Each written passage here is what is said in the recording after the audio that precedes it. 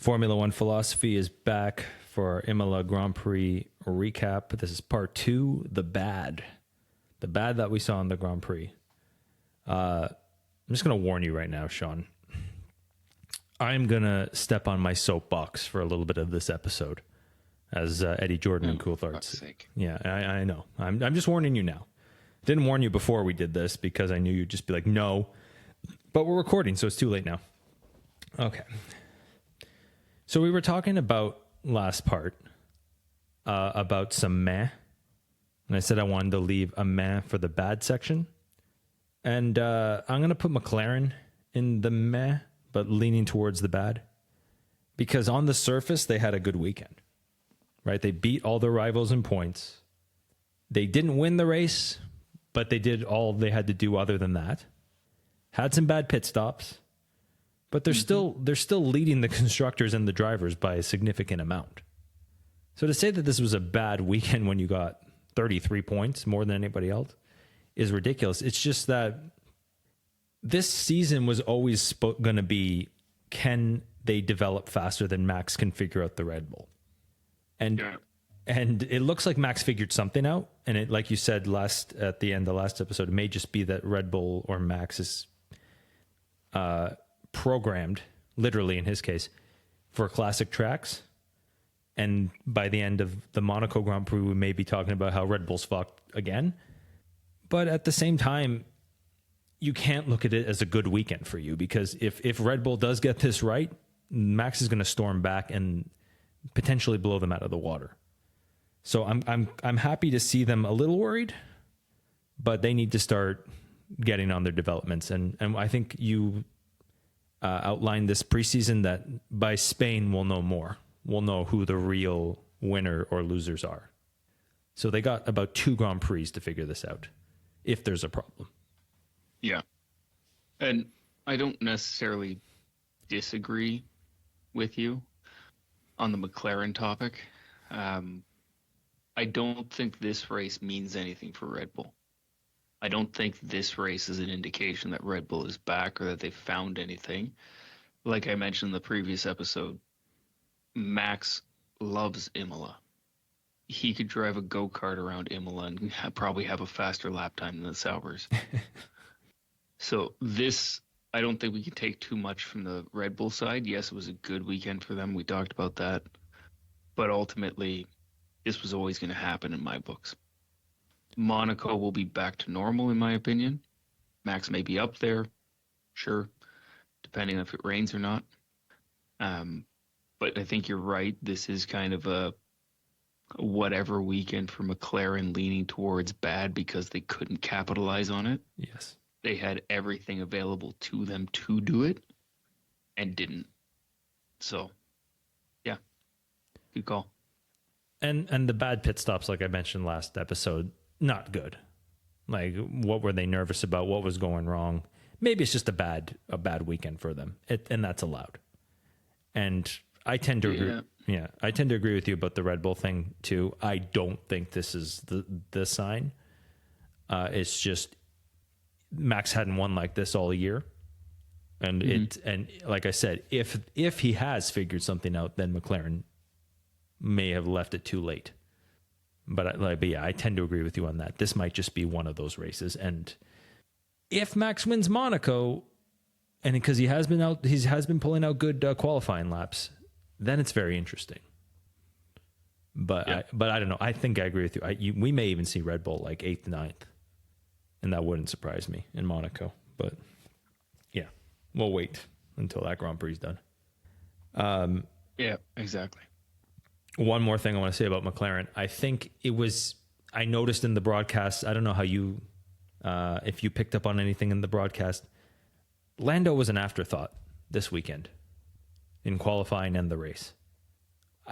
From a broadcasting standpoint or from a team standpoint? Broadcast and team. I was going to get into that. Like how the broadcasters, like every week they've been saying, let's see what Lando Norris can do in qualifying. Let's see if Lando Norris can get to the top step. This week, I noticed in the commentary, it was just like, and here comes Lando Norris.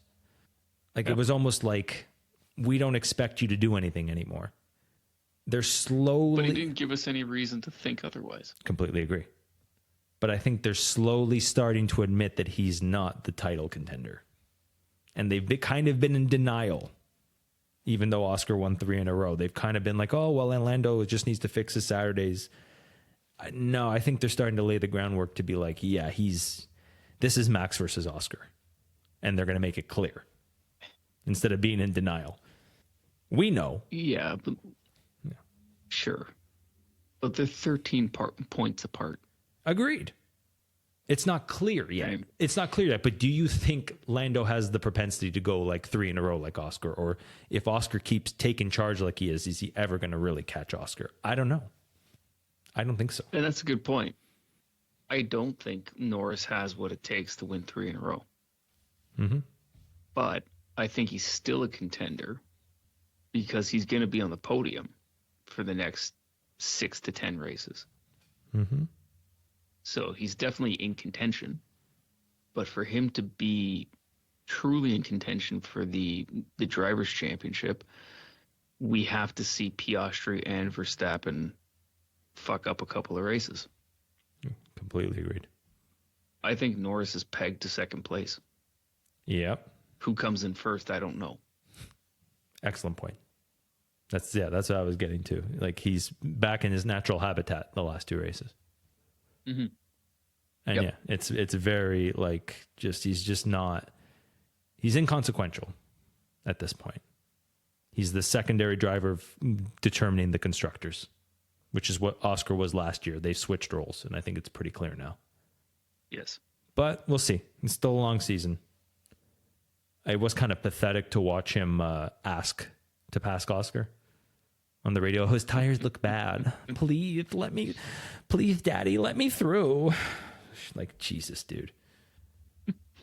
I love the hypocrisy that drivers have, where they think their tires are perfectly fine when they're getting feedback from engineers that the temperatures are too high or this, that, whatever.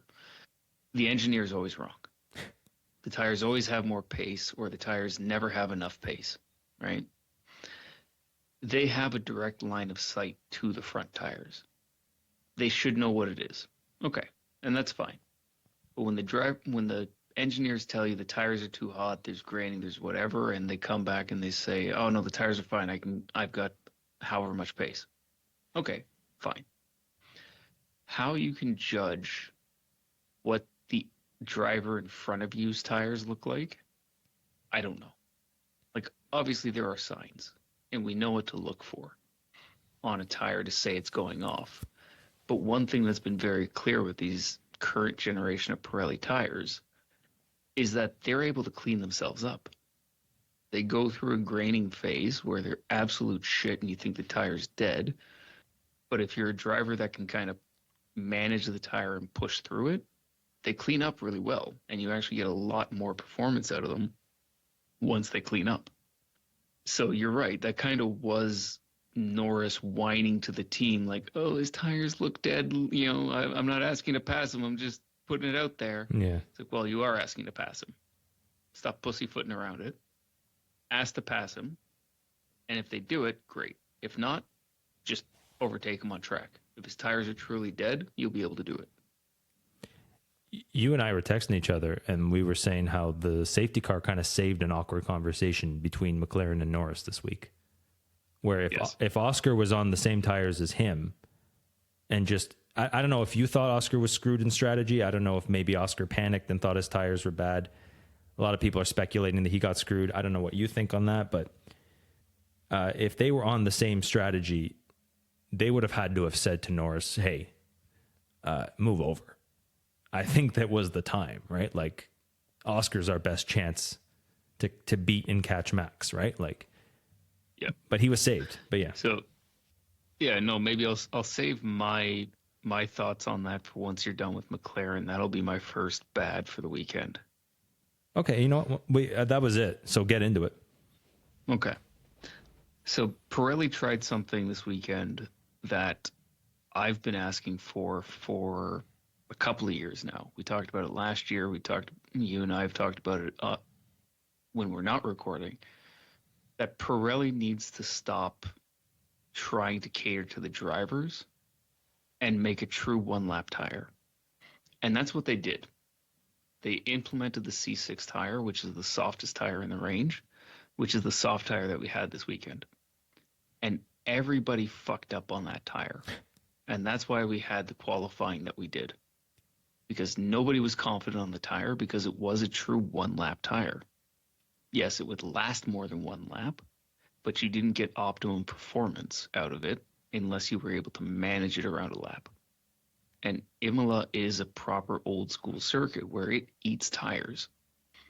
So the drivers that couldn't hack it ended up burning out their tires halfway through the lap, and then they got shit times. And that's why Russell ended up qualifying where he was on the medium tire, which was last year's soft tire at this track. So it's a good on Pirelli, and I missed the opportunity to talk about this in the last episode. It's a good on Pirelli for doing that, for giving them a true one-lap tire. The bad part of this is every single strategist fucked up the strategy. Mm-hmm. Nobody knew what the fuck was going on. The hard tire could have lasted half the race at least. Could have lasted 3/4 of the race. Because the medium tire last year did that. So why was everybody so paranoid? Why did we have 3 pit stops? Good The point. grid was so mixed up because the strategists had no fucking clue what to do. Pirelli made one little change, gave them a tire that was what people were asking for years, since we got rid of the ultra soft and the hyper soft. You and I remember those days, Nick. I'm not sure if a lot of our listeners would. That was a true one-lap tire on the soft. It fucked with the strategist plans, and we got a great qualifying and a great race as a result. But ultimately, it screwed a lot of the drivers over because why did we have 3 pit stops? It was a one-stop race. It was a medium to hard or a hard to medium. Okay, if you wanted to be competitive and we had a late safety car, do another pit stop, sure. It's a 2-stop race. Half the grid did a 3-stop race. It's completely unnecessary. Yeah, and I think that's what you're alluding to, is that McLaren pulled the trigger too early with Oscar. When their superpower the last 2 years has been, like you said, getting through that graining period, and then they had immense pace as their stints went on, which was exactly what the medium was meant for in this race. And Max figured that out. Yeah. Yes. Yeah.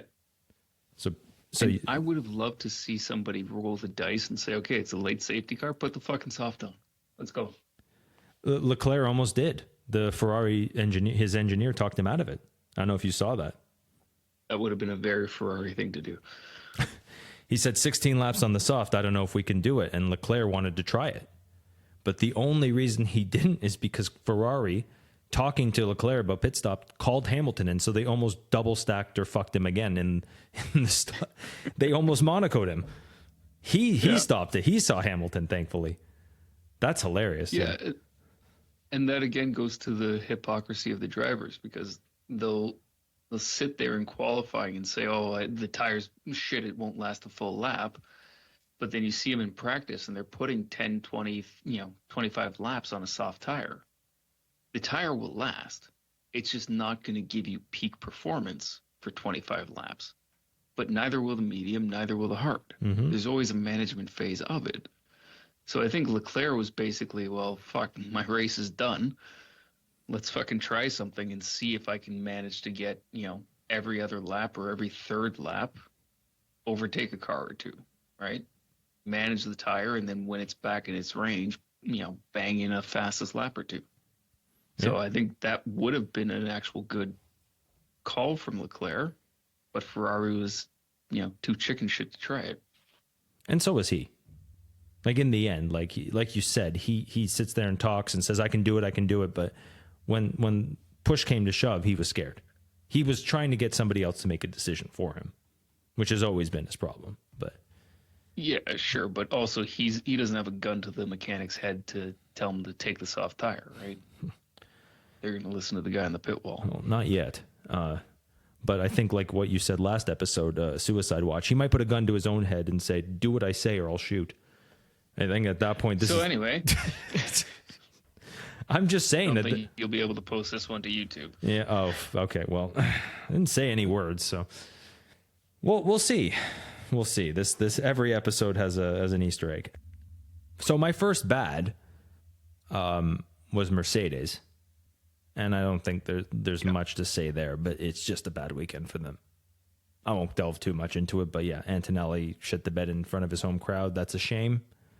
Not his fault. Like, he had a bad qualifying and his car died on him, but yeah, go on.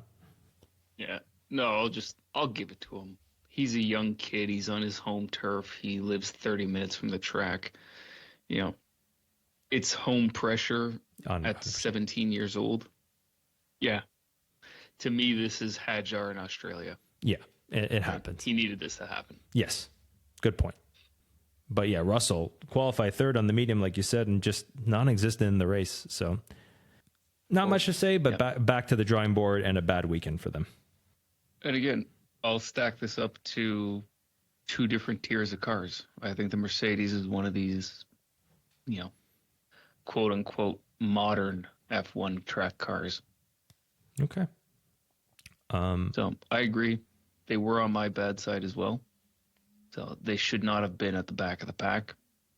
Realistically, their car is better than that, but clearly not around these old school proper tracks. Yeah, Russell came seventh, but he's not where he was the rest of the season. So yeah, it might just be like you said. That might be the right. Russell has been flirting with podiums the entire season. Exactly. So not a good weekend for him. Yeah. My second bad was Haas. Once again, not much to say there, but god damn, Esteban Ocon, every time he tried to get out of 20th place, they either pitted him or he died. Or his car died, sorry. Yeah. Now we're off YouTube. But he was unalived. I like the short videos where they have the AI generated subtitles that bleep out those words. Those always make me laugh. Yeah. But yeah, it just never happened for him. And I'm going to actually come to Oliver Behrman's defense. What a ridiculous ruling in Q1 to knock him out. Set the 10th fastest time. And as he's getting to the line, the red flag is called. And I know it's happened to other drivers in the past, but he was nowhere near the incident. I don't see how they don't let that time stand. It gets even better than that, Nick. He crossed the line before the red flag popped up. There was some confusion originally because they looked at the replay, and this was on F1, the F1 app.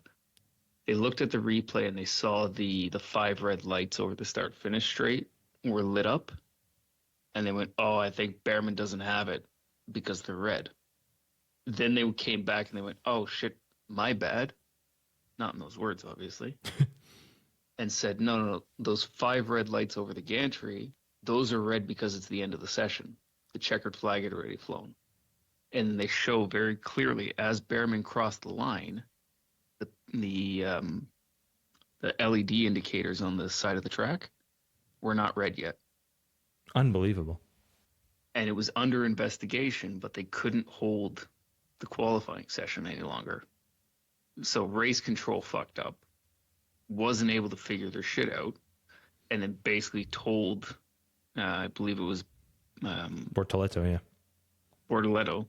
to go out because that was the qualification that they had decided on, even though they fucked Behrman without looking at the data. Behrman absolutely deserved to be there, but the race director's inability to act fast enough screwed Behrman. So Behrman needed a better result than that in qualifying. He deserved a better result, and he wasn't allowed to do it. Yeah. Who knows if it gets into Q3, right? I feel for him. That's a tough one. In my mind, it's irrelevant if he gets into Q3. He deserved to be in Q2, and was that the end of Q2? That was the end of Q1. Yeah. Q1, yeah. He deserved to be in Q2, and he deserved to show us if he was 15th place or 14th place, I guess, or 11th place. I don't think he would have got to Q3, but he would have been qualifying better than where he was. Yeah, and with the grid as tight as it was, the entire race with the safety cars, yeah, he could have popped a result in the top 10 by the end of it. We know he's capable of getting 10th. Yeah, I don't think he would have. but who knows? I'm not cheering for him. Let's just make that clear. I'm not cheering for him. I actually legitimately feel bad, but like, I don't think you need to make that clear for anybody. We all know that. My point is, this goes into my next bad. And my next bad is Haas, but I'm gonna temper that a little bit and make it an additional Ferrari bad. oh boy, And I think you know where I'm going with this. engines. Yes. Mm-hmm. They're still using Ferrari engines. Ocon DNF'd with an engine problem. And I'm going to say that's why he was pinned to the back the entire time. Like, he just dropped like a stone because he didn't qualify at the back, as far as I remember. He qualified 18th in front of Bierman because Bierman's time was deleted. He pitted on lap 1. He pitted on lap 1 for hards. Yes. Which was ridiculous. Yes, he pitted on lap 1, which is absolutely insane. But I think they did that because they knew something was wrong. And I think this is budgets are tight. It's last year, this regulation. Engine components are tight. They're trying to squeeze everything out of it.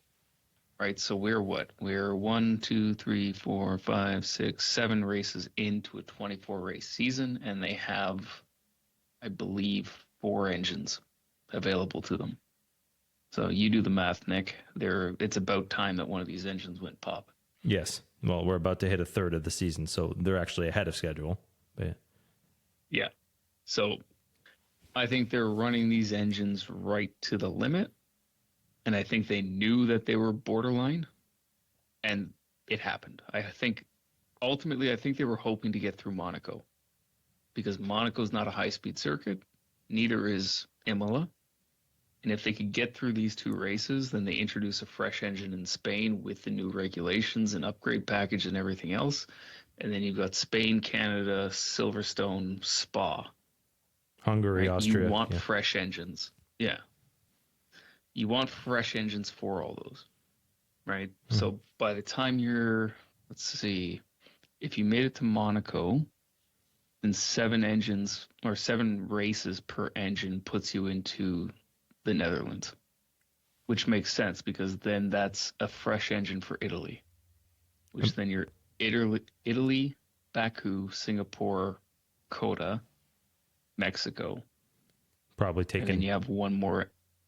I was going to say you probably take an engine penalty by Mexico at least, but yeah. Yeah, Mexico's hit or miss because you've got high altitude, so you're low on power anyway. So either you take an engine in Mexico, which then runs you through Abu Dhabi, no problem, right? And I think Haas rolled the dice and got unlucky with Ferrari. They are the least reliable engine these days. Obviously, the Alpine is down on power, but at least it's lasting. Yeah, well, we'll see. Hilarious to anybody who knows Renault. Yeah, that's almost cost Vettel the 2012 championship, if I remember correctly, and potentially a higher seeding for Lotus in 2012. Well, it cost Daniel Ricciardo his career. But anyway, the bad is on Haas because I think they gambled on engines, and I think ultimately that's why Ocon was so abysmal and gambled on hards, and then the engine went pop, and that was the end of it. Mm-hmm. And then, yes, Behrman suffered as a result of that also. Yeah, not all their fault. Well, it is in the sense that you're right. Why are they still using Ferrari engines? Yeah, and that's why I said let's temper it a bit and make it a Ferrari partial bad as well. Yeah, any chance to get a Ferrari that you can, and yeah, and I said before, Haas having bad weekends is nothing to write home about because they're going to be good and bad throughout the season. It's just this one was particularly like, oh my god, nothing could go right for them, and yeah, but I think that's all I'm going to say about that. Yeah. The only thing I'll add to it is that it's a shame because I think that Haas car is legitimately a decent car this year. but they got the shit end of the stick on the powertrain reliability. They're going in the right direction under Komatsu, and they may not have Ferrari engines soon, as we've talked about. Fingers crossed on that. You're half a decade away from that, Nick. Yeah, well, it's better than no end in sight. Okay. Hopefully. Yeah. All right, let's get into Alpine. So Yes. You and I talked about last week how Oaks had resigned, and we assumed that meant Doohan was next. Doohan hadn't been fired at that point. And sure enough, I think it was 12 hours after we talked about it, Doohan was gone. And his replacement this weekend decided to, how do I say this nicely, live up to his reputation. Now. Yeah, it was pretty spectacular. Yeah. And look, he made a name. Sorry, go on. Yeah. Yeah, are we counting this as a double bad with Alpine and Colapinto? Alpine and Because I have Colapinto. thoughts on both. Yeah, me too. Like just to talk about Alpine, the reason I'm putting Alpine in the bad is because they went fucking radio silent after Colapinto crashed. It was like it never happened. There's no articles, even in the media. It's like Briatore went to everybody and said, "Shut up." He's given us the money. I was gonna say, for someone who likes to fucking talk to the media, he shut the fuck up real quick. Yeah. What has been the point of Doohan? And to make such a big deal about every crash and put all the pressure on the world on him to start the season right after you signed him, before he even had his first race. But Doohan didn't even crash that much. I know. But that's what I'm getting at. He had one mess up in FP2 for a rookie. That's not bad. Zhou had 50 of them last year in his third year. Yeah, and to be, just so we're clear, Doohan fucked up in FP2 in Japan trying to do something that, if he had pulled it off in real life, would have been a phenomenal move. Mm-hmm. He was trying to take turn 1 in Japan with the DRS open, which he claims to have been able to do in the simulator. It's a ballsy move, but if it paid off, it would have been championship status for him. Now, clearly it didn't, and he almost killed himself, but that's another story. The point I'm getting at is they put him under such a microscope over everything he did throughout the year, when all they needed to do is they could have had the idea to replace him for Colapinto anyway. They could have done all of that. But all they needed to do was say to Doohan, "You're our guy for this season, and then we'll see what happens. Just go and show us what you got." Yes. But they never said that, did they? No. And because they never wanted him. Exactly. I'm glad you just kind of took me away from a giant rant there, because that's what I was going to get to. You and I were the only ones to report here. This is why I'm just going to pump our tires a little bit. Why Formula One philosophy should be considered the media with our billion subscribers. We were the only ones to report the shootout between him and Mick. We actually reported what happened there. And it was clear no one in Alpine wanted Doohan then. Nobody wanted Mick either. And that's why I never understood the entire exercise. But it was clear that he was not the winner. But this whole push by the media to get him in makes me wonder, what was the point of him? Did the media just want to give Mick Doohan a favor or something? Or to get his son in just to destroy him and piss Mick Doohan off? I don't know what's going on there. What was the point of this? And then to watch Colapinto be, quite frankly, even worse. I know it's just one race, but if Jack was on such a short leash, then show us Colapinto, who I like. I like him. I do. Yeah. I think he's going to learn from these crashes. I said that last year. But if he was in a good car last year, Colapinto, and only did that, what did you expect him to do in a bad car? And do you really think he's going to be better than Jack, who's been in the Alpine for years now? So what is the point of this exercise? And like we said, Why the radio silence? Why the radio silence after it happened? Yeah, go on. And you and I talked about this, I think, in the last, not the good part of this episode, but the Miami episode, that Flavio's going to Flavio. right? Going into this weekend, he was asked, "Oh, so Colapinto's on a five race contract," and he goes, "No, Colapinto's in as long as he's performing. You know, it'll be more than five races. You know, whatever the fuck he said." And and he said something to the effect of, "I don't know where you got the idea he's on a five race contract. You, you said it. Not even one Grand Prix weekend ago. You said it. Literally, when the announcement was made, five races. That's the contract. And now you're saying, no. You guys are twisting it. It's not five races. Okay. We're twisting the words that came out of your mouth. Yes. My great. And then you Sorry. wonder why we don't believe you when you tell us that Ollie Oakes resigned for personal reasons. Oh my God, yeah. Yeah, you nailed it. Blink twice if you need help, Ollie. Formula One philosophy will help you. And I'm actually saying this to Mick Doohan, Jack Doohan, Oliver Oakes. If you want to come on this podcast and tell your side of the story, we will happily have you, because we're not slaves to Flavio like the rest of the Formula One media apparently seems to be. Doohan was a function. Sorry, go on. Yes. But to answer your question before about why Jack? Why was Jack in there? I think it was Luca De Meo, right? The guy that runs Renault. He invested a shit ton of money in Doohan. He invested a shit ton of money in Piastri. And we all know how that went. Right? So he didn't want to be made to... He did not be want to... How the fuck... What's that saying? He did not want to be made to be... To look like a fool. You don't get the reference because you don't like The Godfather.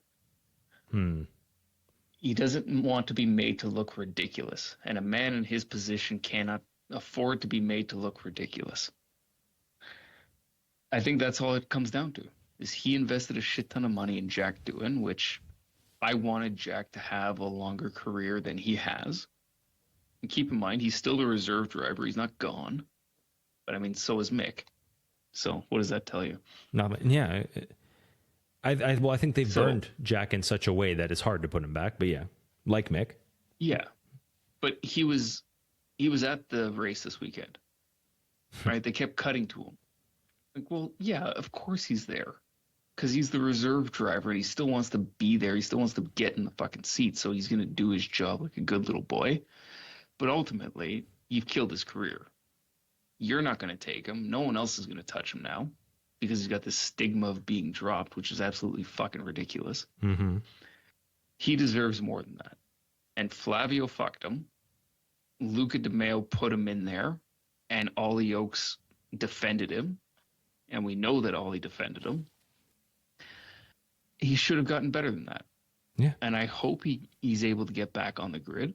I don't see any reasonable prospects for it, but I hope he does get back in there. And I'm with you. I want Colapinto to be better than he's done so far.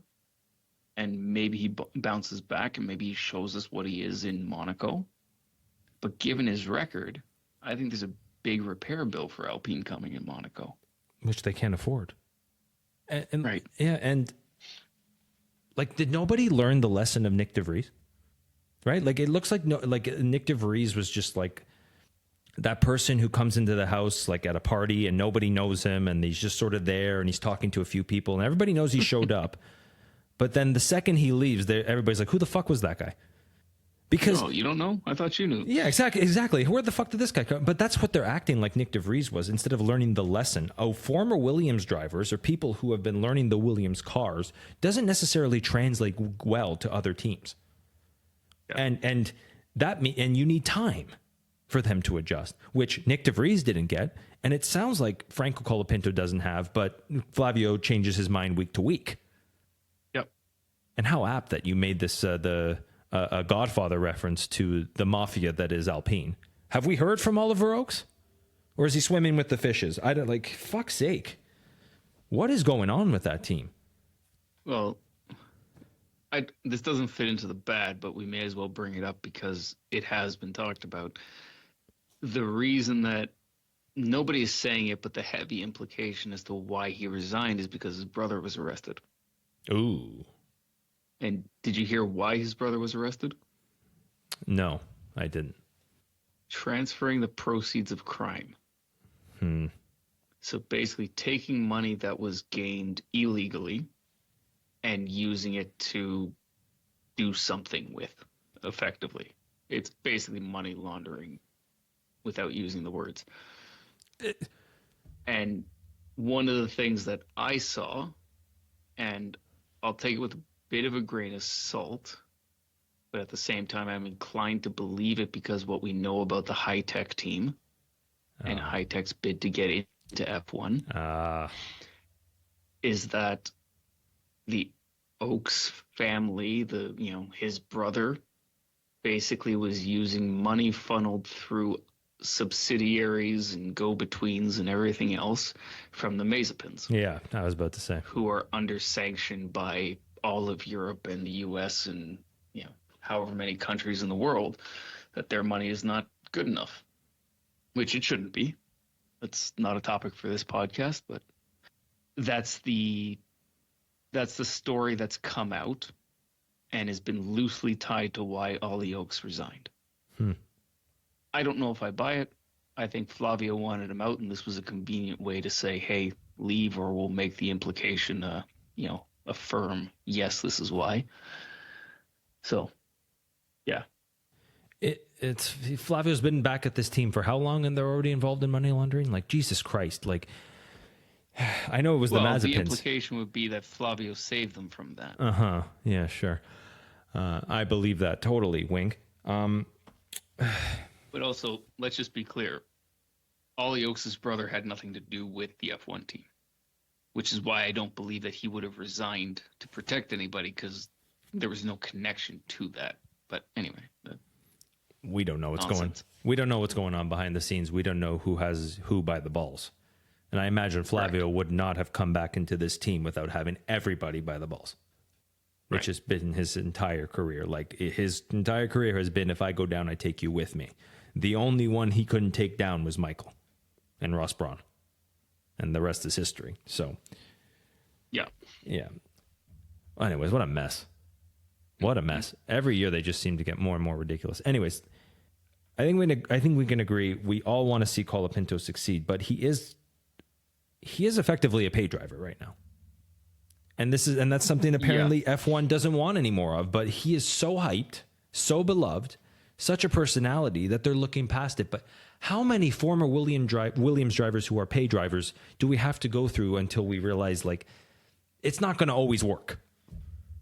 But let's be fair. Let's be fair to Colapinto. He does have some talent. And we did see that in Williams, that when he wasn't crashing, he was able to score some decent points. Yeah. Car was also good. Right. It was decent. It wasn't good. It was decent. Yeah, okay. I will give Colapinto, yes, I'll say he's a pay driver because he has a shit ton of South American sponsors who have a lot of money. We'll leave why they have a lot of money for other discussions outside the podcast. So, yes, he's a pay driver, but he's a pay driver with merit. He's not a Logan Sargent. He's not a Nicholas Latifi. That's fair. That's completely fair. We saw that for a fact last year. We did see that for a fact last year. Yeah. It's just the transfer over to Alpine is going to be tough. So why he's there and not giving Jack more time, I think, is due to the fact that he has a lot of money.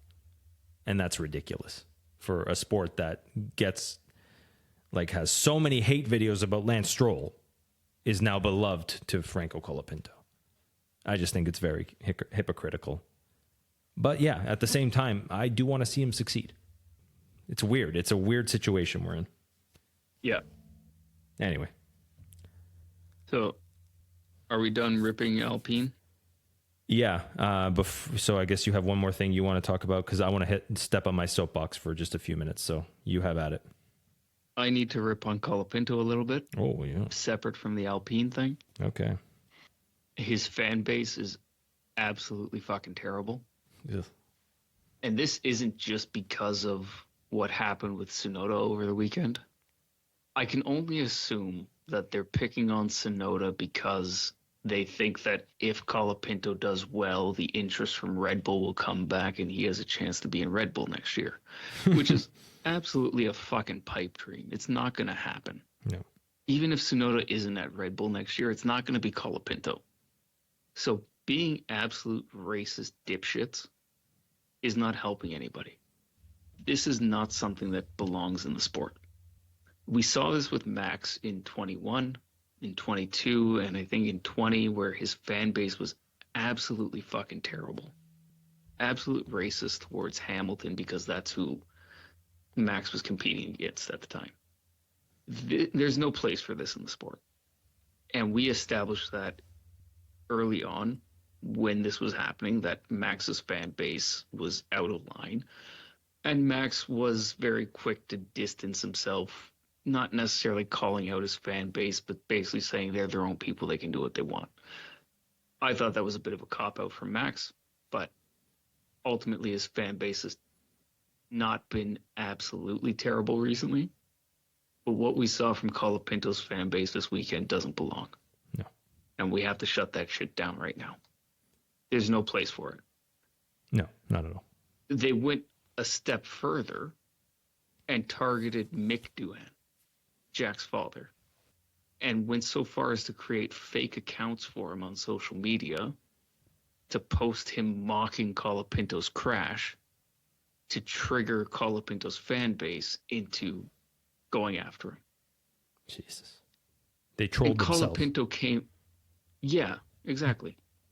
That, you can call it like a false flag operation. Nice. Colapinto came out with a statement saying, whatever, this is terrible. It seemed disingenuous to me. And it seemed disingenuous because our pal Benny came out before Colapinto did and said this doesn't belong. And my opinion on Benny there. If that's the case and he's coming out with a statement before Colapinto does, my opinion is Colapinto did it because it's a PR nightmare for him. So I hope that's not the case. I hope he meant it. But if he didn't, and based on some of the statements he made last year to the press, I'm going to say he doesn't believe what he said. He doesn't deserve to be in the sport. Maybe he didn't see it. Maybe he was too busy sleeping. He fucking saw it. Maybe he was too busy sleeping with those 40-year-old women he parades around with for some reason. That's another... Yeah. Anyway. Yeah. So that's me stepping onto and off of my soapbox here. No, This is behavior we can't accept. And if this is what we're going to get, he doesn't deserve to be here.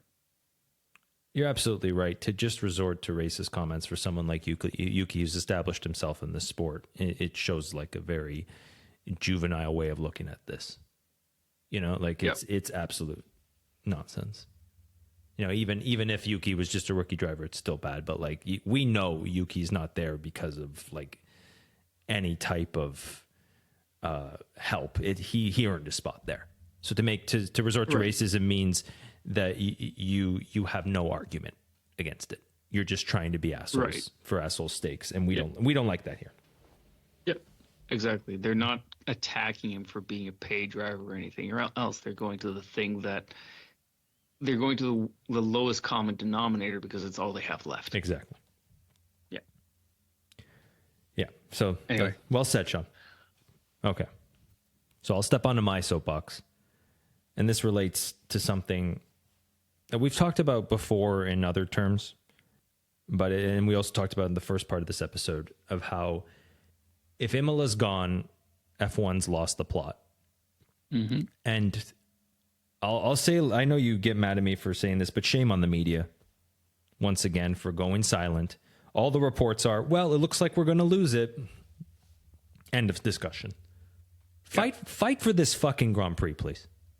For the love of God, you sat here. This makes me think of a quote in Atlas Shrugged when Ayn Rand's talking about how journalists will clamor and write positively about the most authoritarian things for a nation. And then the second the nation becomes authoritarian, they disappear and go to another country and start the process over again.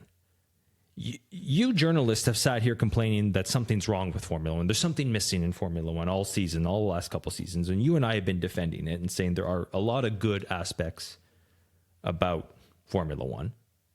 We defend it well. We talk about all the great tracks it still has. And the ones that are bad are, quite frankly, the ones that are never going to leave because of their new owners, who I'm about to get to as well. But people like the media have been for years saying we need, more passing, more immersive tracks, meaning street tracks with where they can surcharge more on the tickets. Clamoring, or I guess what's the word? Fighting for their owners to make more money. So they're writing puff pieces so the owners could put in more street tracks and make more money on these street tracks. Well, at the same time, when they actually watch the Grand Prix that are in these street tracks, they suck. And they know they suck. So you've sat here and you've lowered every drawbridge to make Formula One the way it is. And then every time you turn around and you say, something's wrong. What's wrong is we don't have the classics anymore. We don't have enough of the classics. We're not only just losing Imola. We've already lost Spa in rotation, and Oscar Piastri talked about this. That's bad. He doesn't like that. If your star doesn't like it, you need to bring it back. We're losing Spain. We've forgotten about that. We're losing Barcelona. Classic track. Absolutely great track. Watch out, McLaren. For Madrid street circuit. A garbage track. I was looking at it today. It's basically the worst aspects of Miami and Saudi Arabia. It's an awful track. And Carlos Sainz gets up there and says it might be the best in the world. Shut up. How much did they pay you to say that? We lost Spain. And then next will be Austria, Hungary, Canada, Suzuka. All the best. Which brings me to the Formula One owners. Please, you will go after them next. We know it's coming. We know it's inevitable. Please, don't take what made this sport great and destroy it from the inside. Don't take, and I said this about Ferrari, don't take an emblem that you didn't build, that represented great racing, the best in the world, for the best drivers. Don't take that emblem and destroy it from the inside and then wonder why it stinks. Don't constantly find the wrong solutions to problems that are not there. Don't take away what made this sport great to make a little bit more money in the future. Because what you will end up doing is having a sport that's not very good, that more and more people will see with their own eyes, that stinks, that gets worse and worse every year because of all the crappy street tracks like Miami, like Saudi Arabia, I don't like Singapore or Baku. I think those should be on rotation.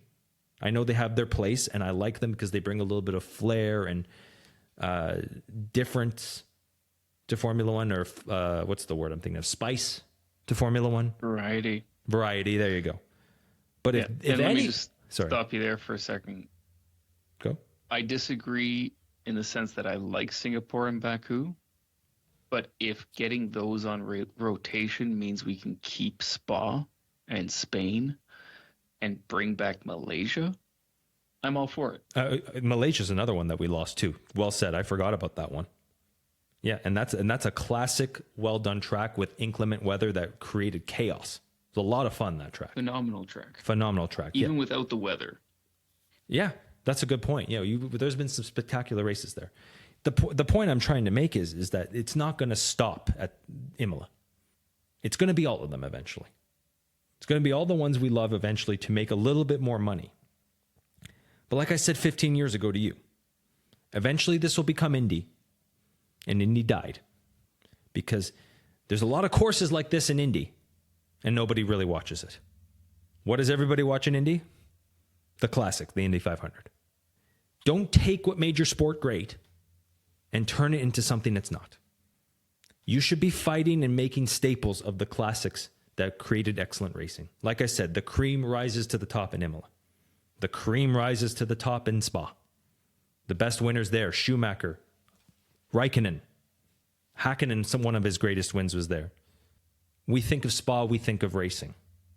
Don't take away the core of this sport and then wonder why it's something else.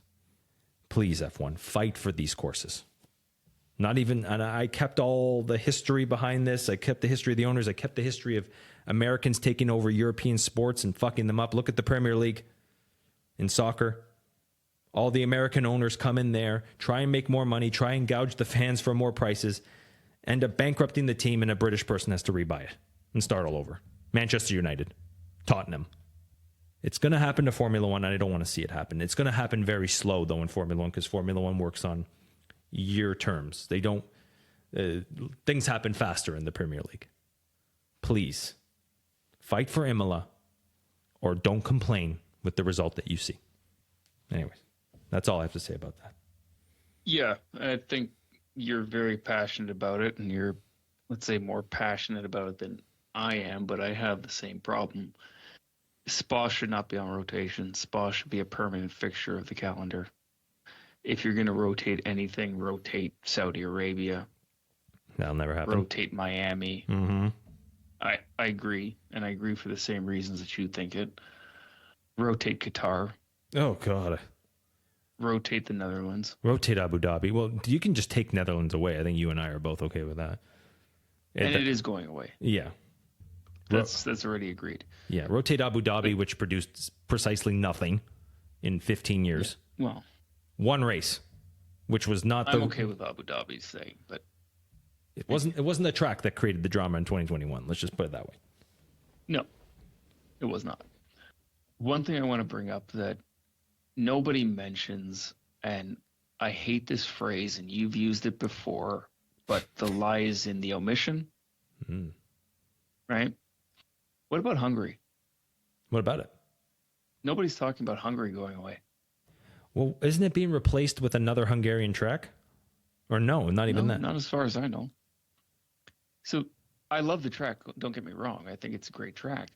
But it's called Monaco without the walls. Right? It doesn't produce a whole lot of overtaking. It's produced some dramatic races, but so is Monaco. But right? So if you get weather in Hungary, it's a decent race. If someone decides to torpedo half the grid off the start, you get a decent race. That was the same but race. Other than that, yeah. But other than that, it can be pretty boring. But we're talking about Spa going on rotation? Well said. This isn't the place for us to get into talks about politics, but there's something to be said about the tracks that you named that you want to be replaced, and Hungary, and a track that we haven't gone to in the last 3 years. Why does Hungary get special treatment? I don't know. I'll just leave that there. I don't know if it is getting special treatment, because I think, like you're saying, is it going? As far as I know, it's on the calendar. There's no discussion about replacing it. That's interesting. It's so many people have won their first Grand Prix there. Yeah. I think that's why, like Alonso, Button, Ocon. There's been a lot of first-time winners there. I think not Kubica or Hamilton, but yeah, that's not a metric to keep. That's not a metric to keep the Grand Prix. It's a surprise. That's what I mean. You can get some surprises there. But that's been on the calendar for so long, and more times than not, it's a boring fucking race. And like I said, I like the track. To drive the track is phenomenal, but to watch it, if you give me the choice between Spa and Hungary, I'll take Spa. If you give me the choice between Canada and Hungary, I'm taking Canada. Spain and Hungary, I'm taking Spain. 100%. Azerbaijan, Hungary, I'm taking Azerbaijan. Singapore, Hungary, I'm taking Singapore. Right? If you're going to put anything on rotation, put Hungary on rotation. And in that case, you're more likely to see a good race in Hungary because you're not always there. You're more likely to get inclement weather or something happening because it's no longer the staple. Yeah. People aren't used to being there all the time. That's a good point. Someone's got to, like, I'm on the same page as you. Someone's got to smack people around and properly look at this calendar. Yeah, But my question is, start connecting the dots, and there's an authoritarian bent to this whole thing. And again, it's not what we're going to talk about here, but it's too hard to ignore in my mind. I'll look that over. Spa is the center of the EU, which you could argue is, well, we're not going to talk about politics here. Anyways. Yeah. Yeah, At least we finally agree on one of my ramblings. Somewhat. Yes. Yeah. And on that note, we have to end the episode here because it can only go downhill for me. Ditto. All right, Sean, thank you for taking the time, as always. I think instead of recapping Monaco next week, we should finally go into some of the stuff we want to talk about, like Formula One Academy, Benny Boy, El Benoit Balls, and what else? There was a couple things we wanted to talk about. But maybe we should do that. V10s. The V10s, that's right. Yeah, we'll probably get into that next week. We'll do a 5-second recap of Monaco, and then we'll talk about everything else important. That's my thought process, but we'll see. Maybe it's a good race. Well, save this clip and we'll clip it for next week. Pole position wins. Scenario 2, it rains and it's absolute fucking chaos and Hajar wins. Hajar. What a pick. What about Yuki? No. Okay. All right. Well, I tried. All right. My pick, if it's chaos, is Bortoletto. And on that note, we're done. We're done. All right. Have a good night, everybody. Have a good night, Sean. We'll talk after Monaco. Night, Nick.